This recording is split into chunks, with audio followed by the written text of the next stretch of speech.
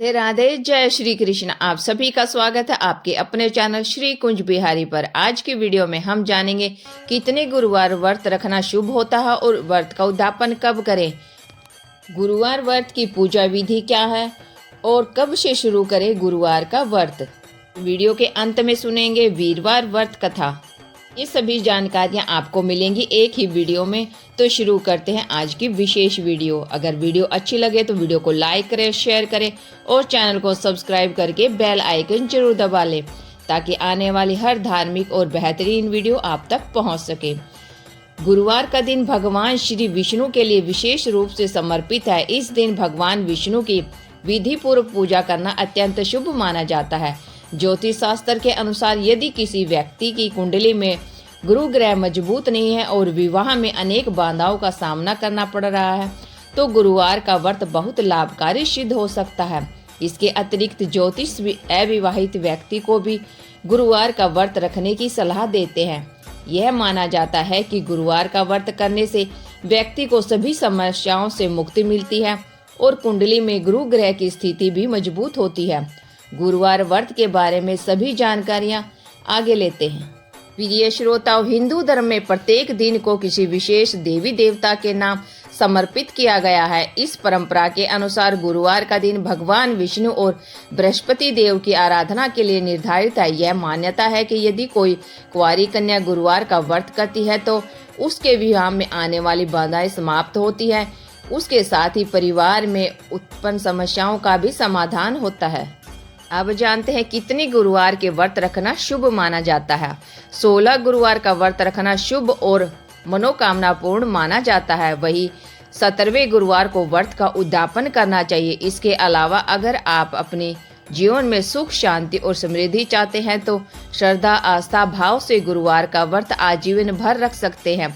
वहीं आप अगर कुछ सालों तक के लिए गुरुवार के व्रत का संकल्प लेना चाहते हैं तो आप 1, 3, 5, 7 या 9 साल तक इस व्रत का पालन कर सकते हैं।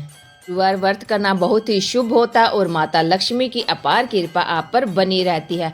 अब जानते हैं क्यों रखना चाहिए गुरुवार का व्रत। गुरुवार का व्रत भगवान विष्णु के लिए या फिर बृहस्पति ग्रह कमजोर होने के कारण रखने के लिए कहा जाता है। जिन लोगों के काम बनते बनते बिगड़ जाते हैं या फिर शादी में अड़चनें आती हैं या फिर रिश्तों में खटास आती है, उन्हें गुरुवार का व्रत रखने की सलाह दी जाती है जिससे शुभ फल प्राप्त होता है। गुरुवार का व्रत रखने से जीवन की कई समस्याएं दूर होने लगती हैं, साथ ही सुख, शांति और धन की वृद्धि होती है। कड़ी मेहनत करने के बाद भी जिन कामों में बार बार रुकावटें आती हैं उन्हें दूर करने के लिए गुरुवार का व्रत सबसे अच्छा उपाय माना जाता है। ये श्रोताओं, अब जान लेते हैं गुरुवार व्रत का उद्यापन कैसे करें। उद्यापन करने की विशेष विधि। गुरुवार व्रत के उद्यापन के लिए पहले सभी सामग्री चने की दाल, गुड़, हल्दी, केले, पपीता और पीले वस्त्र आदि ले आए।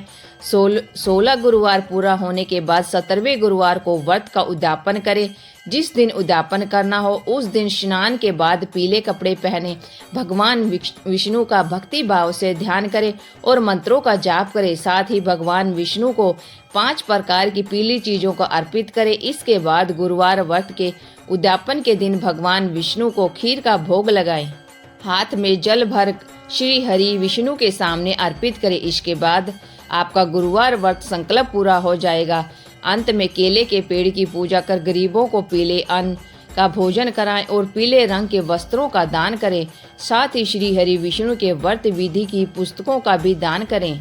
व्रत के दौरान भगवान विष्णु के महामंत्र ओम नमो भगवते वासुदेवाय का जाप अवश्य करते रहें। अब जानेंगे किस महीने में करें गुरुवार व्रत, किस महीने में करें उद्यापन विधि।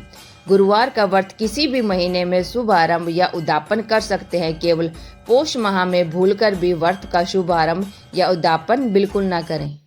गुरुवार उद्यापन सामग्री लिस्ट। नंबर 1 चने की दाल, नंबर 2 गुड़, नंबर 3 हल्दी, नंबर 4 केला, पपीता, पीला वस्त्र, श्री हरि की प्रतिमा, जनेऊ, पीला फूल और माला, चंदन, खीर, पीला मिठाई, केले के पत्ते। ये तो आपने जानी उद्यापन विधि और लिस्ट। अब जानेंगे गुरुवार का व्रत कब से शुरू करना विशेष रूप से सही है। गुरुवार के व्रत की शुरुआत करने से पहले आपको व्रत से जुड़े नियम और विधि विधान को जान लेना चाहिए। इसके बाद ही गुरुवार का व्रत रखना शुरू करें। आपको भगवान विष्णु की कृपा तभी प्राप्त हो पाएगी जब आप नियमों के अनुसार व्रत रखेंगे। आप अगर पहली बार व्रत की शुरुआत कर रहे हैं तो गुरुवार का व्रत किसी भी माह के शुक्ल पक्ष के गुरुवार से शुरू करें। इससे व्रत का शुभ प्रभाव कई अधिक बढ़ जाता है। प्रिय श्रोताओ, वीडियो के अगले भाग में हम जानेंगे गुरुवार व्रत का महत्व और गुरुवार व्रत के लाभ। हिंदू धर्म में व्रतों का विशेष महत्व है और उन व्रतों में भी गुरुवार व्रत के लाभ अत्यंत चमत्कारी माने जाते हैं। यह व्रत विशेष रूप से बृहस्पति ग्रह के सकारात्मक प्रभाव को प्राप्त करने के लिए किया जाता है। बृहस्पति देव को देवताओं का गुरु कहा गया है, जो ज्ञान, धर्म, विवाह, संतान, सुख, धन और समृद्धि के संबंधित माने जाते हैं। गुरुवार व्रत का महत्व इतना अधिक है कि यह केवल आध्यात्मिक लाभ प्रदान करता है बल्कि जीवन के व्यवहारिक पक्षों में भी गहराई से असर डालता है। जब कोई व्यक्ति गुरुवार व्रत की विधि के अनुसार पूरी श्रद्धा और नियम से व्रत करता है तो उसके जीवन में अनेक सकारात्मक परिवर्तन आते हैं। गुरुवार व्रत के लाभ विशेष रूप से उन लोगों को अधिक मिलते हैं जो इसे नियमित रूप से श्रद्धा और नियम पूर्वक करते हैं। इस व्रत में बृहस्पति देव की पूजा की जाती है, पीले वस्त्र धारण किए जाते और पीले फल, हल्दी, चना दाल आदि का प्रयोग किया जाता है। मंत्रों का जाप विशेष रूप से ओम ह्रीम बृहस्पते नमः इस दिन अत्यधिक फलदायी होता है। गुरुवार व्रत की विधि में नमक रहित भोजन करना, संयमित वाणी और शांत चित्त रखना अनिवार्य होता है। इस व्रत के पीछे जो आध्यात्मिक दृष्टिकोण यह है कि व्यक्ति अपने जीवन में संयम, विवेक और धार्मिकता को बढ़ावा दे। यही वजह है कि गुरुवार व्रत के नियम इतने सरल होते हुए भी गहरे हैं। ये व्यक्ति को आत्मनियंत्रण, मानसिक शुद्धि और आंतरिक शक्ति प्रदान करने में मदद करते हैं। जब व्यक्ति इन नियमों का पालन करता है तो उनका मन स्थिर होता है और आत्मबल में वृद्धि होती है। यही आत्मबल उसे हर कठिनाई में स्थिर रखता है। गुरुवार व्रत के नियम: नमक और खट्टे पदार्थों का सेवन न करें, सफेद वस्त्र या काले रंग से बचें, ब्रह्मचर्य का पालन करें, बिना किसी विवाद के दिन व्यतीत करें, केवल पीले रंग के फल और भोजन को ग्रहण करें। यह व्रत 17, 7, 11, 16 गुरुवार तक किया जा सकता है। जो व्यक्ति पूरी आस्था से गुरुवार व्रत की विधि का पालन करता है उससे निश्चित रूप से गुरुवार व्रत के लाभ प्राप्त होते हैं। विद्यार्थियों के लिए विशेष जानकारी: जो विद्यार्थी गुरुवार व्रत का महत्व समझते हुए इस व्रत को करते हैं वे परीक्षा में सफल होते हैं, उनका ध्यान पढ़ाई में लगता है, उन्हें निर्णय लेने की क्षमता मिलती है। बृहस्पति देव व्रत में उन्हें सही मार्गदर्शन और आंतरिक प्रेरणा प्राप्त होती है जो किसी भी कोचिंग से कहीं अधिक प्रभावशाली होती है। आज की पीढ़ी को सिर्फ टेक्नोलॉजी नहीं बल्कि आध्यात्म और अनुशासन की भी आवश्यकता है और गुरुवार व्रत के लाभ उन्हें यही संतुलन प्रदान करते हैं। बृहस्पति की कृपा से युवा अपनी दिशा और उद्देश्य को साफ समझने लगते हैं, इसीलिए युवाओं को भी गुरुवार व्रत अवश्य करना चाहिए। गुरुवार व्रत के लाभ केवल व्रती तक सीमित नहीं रहते बल्कि उनके परिवार, समाज और कार्यक्षेत्र तक फैलते हैं। सभी से अनुरोध है कि आप सभी गुरुवार व्रत करें और भगवान बृहस्पति देव की कृपा प्राप्त करें। श्रोताओ, वीडियो के इस भाग में सुनेंगे वीरवार व्रत कथा। सुनेंगे गुरुवार अर्थात बृहस्पतिवार की पौराणिक व्रत कथा। गुरुवार व्रत करने से बृहस्पति देवता प्रसन्न होते हैं। यह व्रत अत्यंत फलदायी है। अग्नि पुराण के अनुसार अनुराधा नक्षत्र युक्त गुरुवार से आरंभ करके 7 गुरुवार व्रत करने से बृहस्पति ग्रह की हर पीड़ा से मुक्ति मिलती है। अब सुनते हैं बृहस्पतिवार व्रत कथा। अगर कथा अच्छी लगे तो वीडियो को लाइक करें, शेयर करें और चैनल को सब्सक्राइब अवश्य कर लें ताकि आने वाली हर बेहतरीन और धार्मिक वीडियो आप तक पहुंच सके। प्राचीन समय की बात है, एक नगर में एक बड़ा व्यापारी रहता था। वह जहाजों में माल लदवा कर दूसरे देशों में भेजा करता था। वह जिस प्रकार अधिक धन कमाता था उसी प्रकार जी खोलकर दान भी करता था, परंतु उनकी पत्नी अत्यंत कंजूस थी।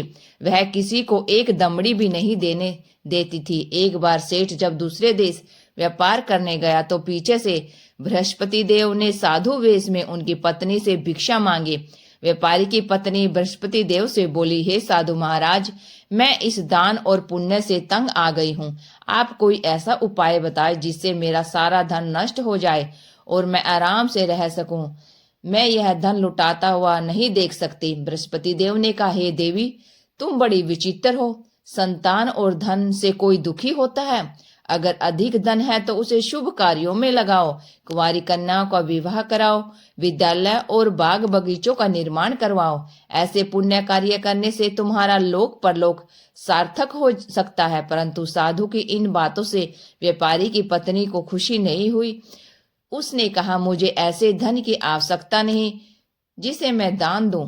तब बृहस्पति देव बोले, यदि तुम्हारी ऐसी इच्छा है तो तुम एक उपाय करना। 7 बृहस्पतिवार घर को गोबर से लीपना, अपने केशों को पीली मिट्टी से धोना, केशों को धोते समय स्नान करना, व्यापारी से हजामत बनवाने को कहना, भोजन में मांस मदिरा खाना, कपड़े अपने घर धोना। ऐसा करने से तुम्हारा सारा धन नष्ट हो जाएगा। इतना कहकर बृहस्पति देव अंतर्ध्यान हो गए। व्यापारी की पत्नी ने बृहस्पति देव से के कहे अनुसार 7 बृहस्पतिवार वैसा ही करने का निश्चय किया। केवल 3 बृहस्पतिवार बीते थे कि उसकी समस्त धन संपत्ति नष्ट हो गई और वह परलोक सिधर गई। जब व्यापारी वापस आया तो उसने देखा कि उसका सब कुछ नष्ट हो चुका है। उस व्यापारी ने अपनी पुत्री को सांत्वना दी और दूसरे नगर में जाकर बस गया। वहां वह जंगल में लकड़ी काटकर लाता और शहर में बेचता। इस तरह वह अपना जीवन व्यतीत करने लगा। एक दिन उसकी पुत्री ने दही खाने की इच्छा प्रकट की, लेकिन व्यापारी के पास दही खाने के पैसे नहीं थे। वह अपनी पुत्री को आश्वासन देकर जंगल में लकड़ी काटने चला गया। वहां एक वृक्ष के नीचे बैठे अपने पूर्व दशा पर विचार कर रोने लगा। उस दिन बृहस्पतिवार था। तभी वहां बृहस्पति देव साधु के रूप में सेठ के पास आए और बोले, हे मनुष्य, तू इस जंगल में किस चिंता में बैठा है? तब व्यापारी बोला, हे महाराज, आप सब कुछ जानते हैं। इतना कहकर व्यापारी अपनी कहानी सुनाकर रो पड़ा। बृहस्पति देव बोले, देखो बेटा, तुम्हारी पत्नी ने बृहस्पति देव का अपमान किया था, इसी कारण तुम्हारा यह हाल हुआ है। लेकिन अब तुम किसी प्रकार की चिंता मत करो। तुम गुरुवार के दिन बृहस्पति देव का पाठ करो। 2 पैसे के चने और गुड़ को लेकर जल के लोटे में शक्कर डालकर यह अमृत और प्रसाद अपने परिवार के सदस्यों और कथा सुनने वालों में बांट दो। समय भी प्रसाद और चनामृत लो, भगवान तुम्हारा अवश्य कल्याण करेंगे। साधु की बात सुनकर व्यापारी बोला, महाराज, मुझे तो इतना भी नहीं बचता कि मैं अपनी पुत्री को दही लाकर दे सकूं। इस पर साधु जी बोले, तुम्हारी लकड़ियां शहर में बेचने जाना, तुम्हें लकड़ियों के दाम पहले से चौगुने मिलेंगे, जिससे तुम्हारे सारे कार्य सिद्ध हो जाएंगे। उसने लकड़ियां काटी और शहर में बेचने के लिए चला गया। उसकी लकड़ियां अच्छे दामों में बिक गई, जिससे अपनी पुत्री के लिए दही लिया और गुरुवार की कथा हेतु चना गुड़ लेकर कथा की और प्रसाद बांटकर स्वयं भी खाया। उसी दिन से उसकी सभी कठिनाइयां दूर होने लगी। परंतु अगले बृहस्पतिवार को वह कथा करना भूल गया। अगले दिन वहां के राजा ने एक बड़े यज्ञ का आयोजन कर पूरे नगर के लोगों के लिए भोजन का आयोजन किया था। राजा की आज्ञा अनुसार पूरा नगर राजा के महल में भोज करने गया, लेकिन व्यापारी व उसकी पुत्री तनिक विलंब से पहुंचे। अतः उन दोनों को राजा ने महल में ले जाकर भोजन कराया। जब वे दोनों लौटकर आए तब रानी ने देखा कि उसका खूंटी पर टंगा हार गायब है। रानी को व्यापारी और उसकी पुत्री पर संदेह हुआ कि उसका हार उन दोनों ने ही चुराया है। राजा की आज्ञा से उन दोनों को कारावास की कोठरी में कैद कर दिया गया। कैद में पड़कर दोनों अत्यंत दुखी हुए। वहां उन्होंने बृहस्पति देवता का स्मरण किया। तभी बृहस्पति देव ने प्रकट होकर व्यापारी को उसकी भूल का आभास कराया और उन्हें सलाह दी कि गुरुवार के दिन कैद खाने के दरवाजे पर तुम्हें 2 पैसे मिलेंगे। उनसे तुम चने और मुनक्का मंगवा कर विधि पूर्वक बृहस्पति देवता का पूजन करना, तुम्हारे सब दुख दूर हो जाएंगे। बृहस्पतिवार को कैद खाने के द्वार पर उन्हें 2 पैसे मिले। बाहर सड़क पर एक स्त्री जा रही थी। व्यापारी ने उसे बुलाकर गुड़ और चने लाने को कहा। इस पर वह स्त्री बोली, मैं अपनी बहू के लिए गहने लेने जा रही हूँ, मेरे पास समय नहीं है। इतना कहकर वह चली गई। थोड़ी देर बाद वहां से एक और स्त्री निकली। व्यापारी ने उसे बुलाकर कहा कि ये बहन, मुझे बृहस्पतिवार की कथा कहनी है, तुम मुझे 2 पैसे का गुड़ चुना ला दो। बृहस्पति देव का नाम सुनकर वह स्त्री बोली, भाई, मैं तुम्हें अभी गुड़ चना लाकर देती हूँ। मेरा इकलौता पुत्र मर गया है, मैं उसके लिए कफन लेने जा रही थी, लेकिन मैं पहले तुम्हारा काम करूंगी, इसके बाद अपने पुत्र के लिए कफन लाऊंगी। वह स्त्री बाजार से व्यापारी के लिए गुड़ चना ले आई और समय भी बृहस्पति देव की कथा सुनी। कथा के समाप्त होने पर वह स्त्री कफन लेकर अपने घर गई। घर पर लोग उसके पुत्र की लाश को राम नाम सत्य कहते हुए शमशान ले जाने की तैयारी कर रहे थे। स्त्री बोली, मुझे अपने लड़के का मुख देख लेने दो। अपने पुत्र का मुख देखकर उस स्त्री ने उसके मुंह में प्रसाद और चरणामृत डाला। प्रसाद और चरणामृत के प्रभाव से वह पुनः जीवित हो गया। पहले स्त्री जिसने बृहस्पति देव का निरादर किया था, वह जब अपने पुत्र के विवाह हेतु पुत्र वधू के लिए गहने लेकर लौटी और जैसे ही उसका पुत्र घोड़ी पर बैठकर निकला, वैसे ही घोड़ी ने ऐसी उछाल मारी कि वह घोड़ी से गिरकर मर गया। यह देखकर स्त्री रो रो कर बृहस्पति देव की क्षमा याचना करने लगी। उस स्त्री की याचना से बृहस्पति देव साधु वेश में वहां पहुंचकर कहने लगे, देवी, तुम्हें अधिक विलाप करने की आवश्यकता नहीं, यह बृहस्पति देव का अनादर करने के कारण हुआ है। तुम वापस जाकर मेरे भक्त से क्षमा मांगकर कथा सुनो, तब ही तुम्हारी मनोकामना पूर्ण होगी। जेल में जाकर उस स्त्री ने व्यापारी से माफी मांगी और कथा सुनी। कथा के उपरांत वह प्रसाद और चरणामृत लेकर अपने घर वापस गई। घर आकर उसने चरणामृत अपने मृत पुत्र के मुख में डाला। चरणामृत के प्रभाव से उसका पुत्र भी जीवित हो उठा।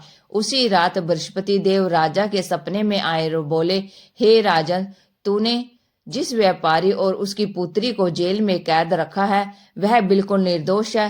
तुम्हारी रानी का हार वही खूंटी पर टंगा है। दिन निकला तो राजा रानी के हार खूंटी पर लटका हुआ देखा। राजा ने उस व्यापारी और उसकी पुत्री को रिहा कर दिया। उन्हें आधा राज्य देकर उसकी पुत्री का विवाह उच्च कुल में करवाकर दहेज में हीरे जवाहरात दिए। ऐसी है भगवान बृहस्पति देव की कृपा। भगवान बृहस्पति देव की कृपा कथा कहने वाले और सुनने वाले सभी पर बनी रहे। भगवान बृहस्पति देव की कथा आपको कैसी लगी? अगर अच्छी लगी है तो वीडियो को लाइक करें, शेयर करें और चैनल को सब्सक्राइब करके बेल आइकन जरूर दबा लें, ताकि आने वाली हर वीडियो आप तक पहुंचती रहे। Thank you for watching my video. जय हिंद, जय भारत, जय श्री कृष्णा। राधे राधे, जय श्री कृष्णा।